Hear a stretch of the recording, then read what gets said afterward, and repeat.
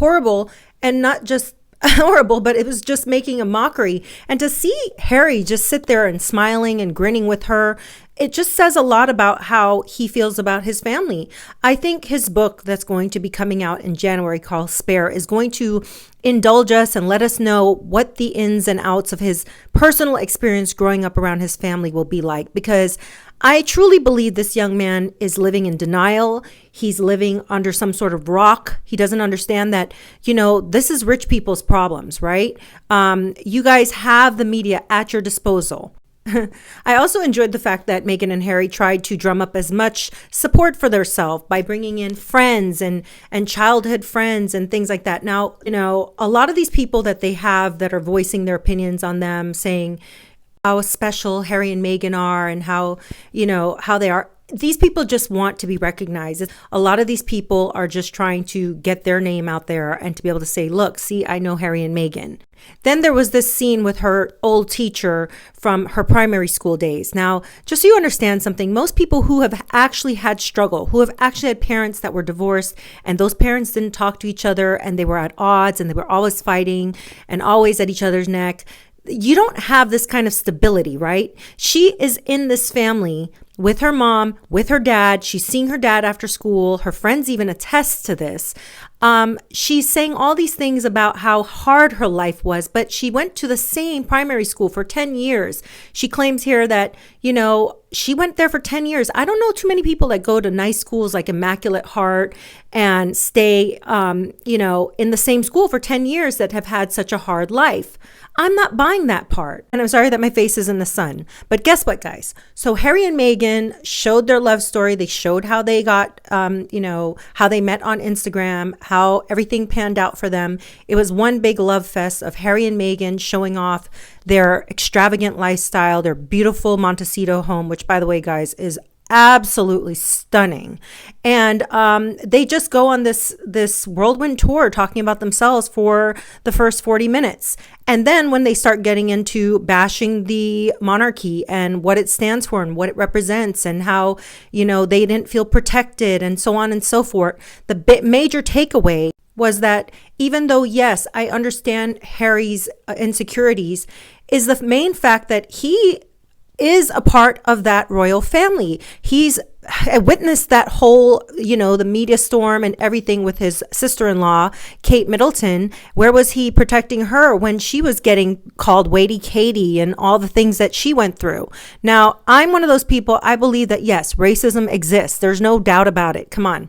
We live in a world where there's bigoted people, there's small-minded people, there's prejudicial people, all kinds of negative people out there.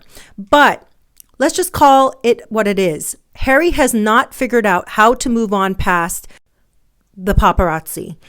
I think this young man definitely could use some counseling. He could use some therapy. He could use anything like that, because he's definitely somebody that is a very, very paranoid person. There was a scene in the Netflix series where they're driving along in the car, him and Meghan, and they're both losing their mind because they think that the paparazzi is behind them when there is literally no one behind them. Now, just a shout out to all the men that were forced to watch this, because I'm pretty sure your wives were like, come on, watch it with me.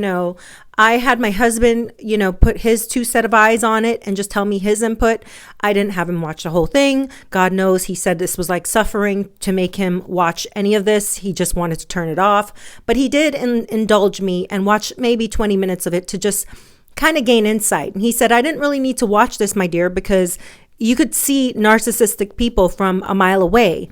On this Facebook page, Meghan literally is showing how she bowed to the Queen in a very exaggerated form, which is just... And then there was the terrible use of imagery, which was portraying Diana. I understand that Harry misses his mom, and I understand that that's a hard thing for anybody to deal with, right? Losing a mother is like the worst, right? Losing a parent is the worst. But here, using your mom to have us pity you, to have us look at you in some sort of light is just horrible.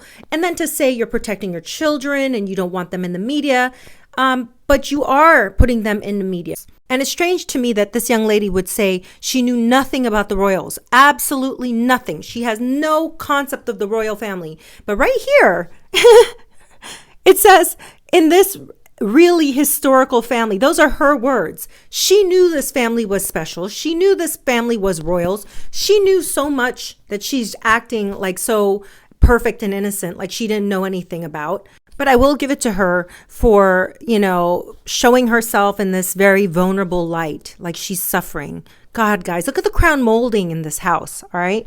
Look around. Look at the opulence that these two people live in. By the way, this isn't a normal street they're walking down. This looks like it's right on their property. I'm taking all these pictures, by the way, on my TV, right? And because I just don't want to clog up my phone with having to record video.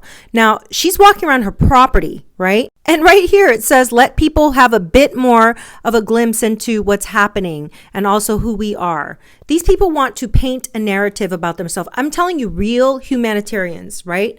I'm talking about people who have no wanting of any kind of notoriety. Don't do this stuff publicly, right? They do this stuff in private. They donate in private. They give their tithes in private.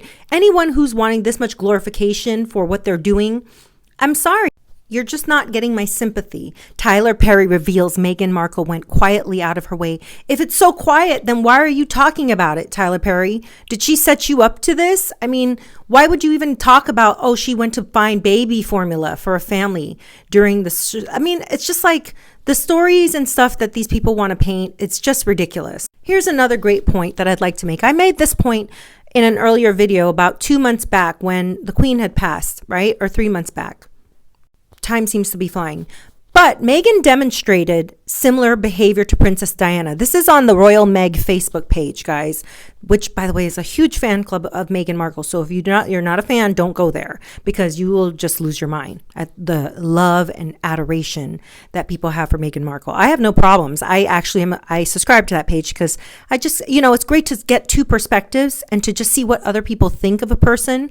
But I had made the point like months ago that she wants to be seen as the people's princess, Diana 2.0. There's no way around it. I mean, the girl really wants to be recognized as somebody who's a humanitarian, a social activist. And while there's nothing wrong with that, it's like, don't paint this image of yourself as some sort of perfect person, because let me point out one more thing about this documentary that really got under my skin. Well, two things. I swear there's so much to unpack in this, guys. Like, you can't get through this documentary without feeling disgusted to your stomach because there's so many world problems happening, right? There's so many people hungry. There's so many people struggling with inflation costs, with, just surviving, right? Making it. And these two are, look at the house. I mean, all you have to do is look behind him. I mean, I thought at first this was a green screen, but this is truly their house. The windows behind Meghan, everything says opulence, right? Now, check it out, right? He says, if she didn't meet me and have to deal with me, she would still have a dad. Remember what I said in the beginning of this video, guys? Harry still has not gotten over the loss of his mother. This young man definitely needs therapy. That's the huge point of this whole thing, is he needs to get over his mom.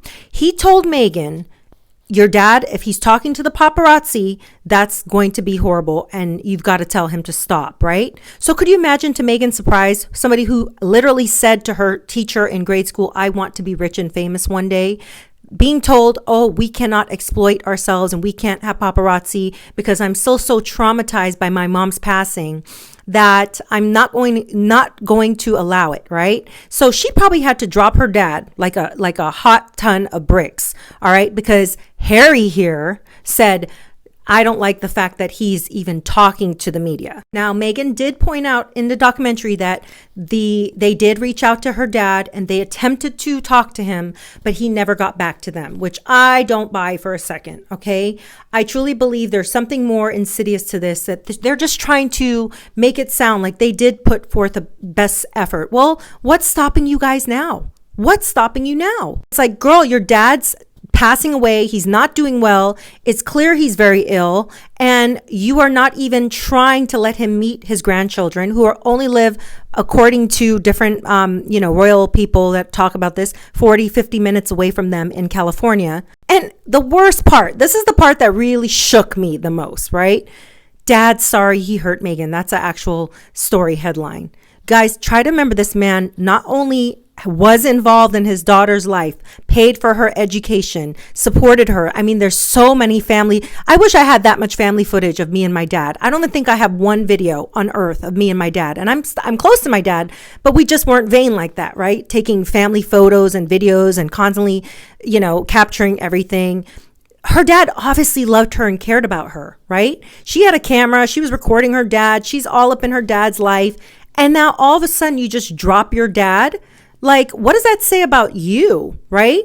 Are you embarrassed of your father? I don't understand. And on top of that, it's like you have the ability to make amends with your dad. You have the ability to turn your image around, make amends with your family, and cut the bullshit about being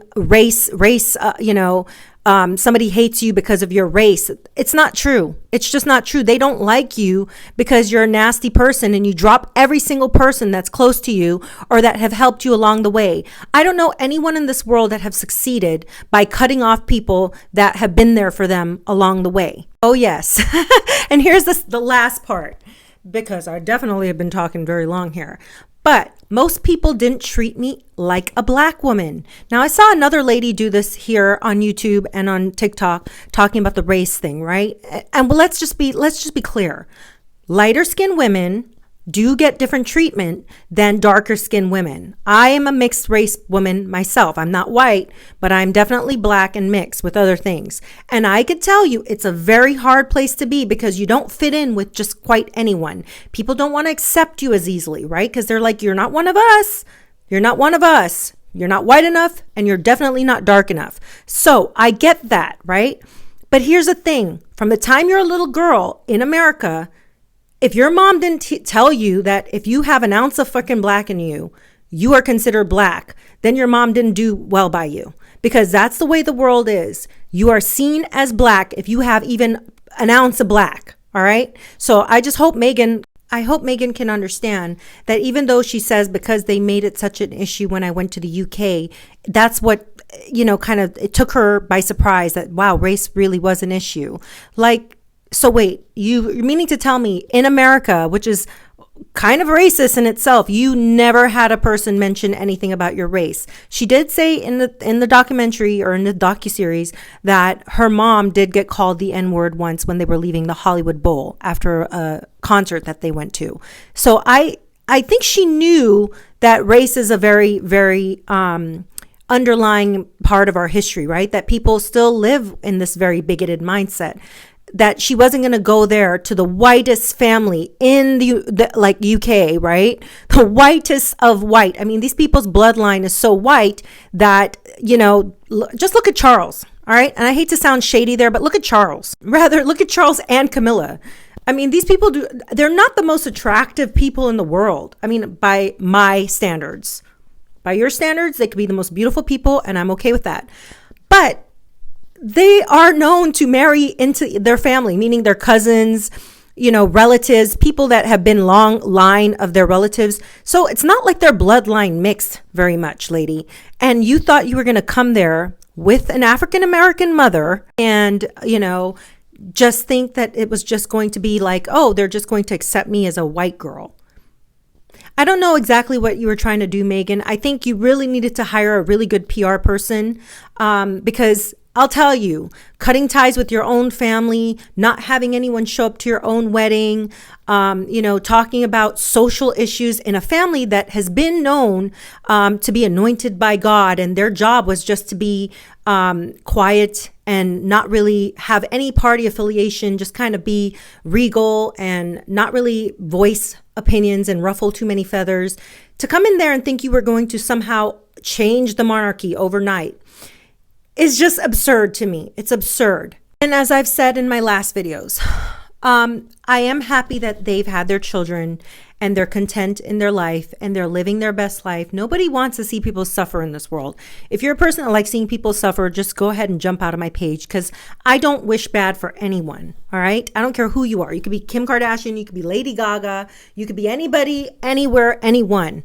If you've made mistakes, you learn from them, and then you move on with your life.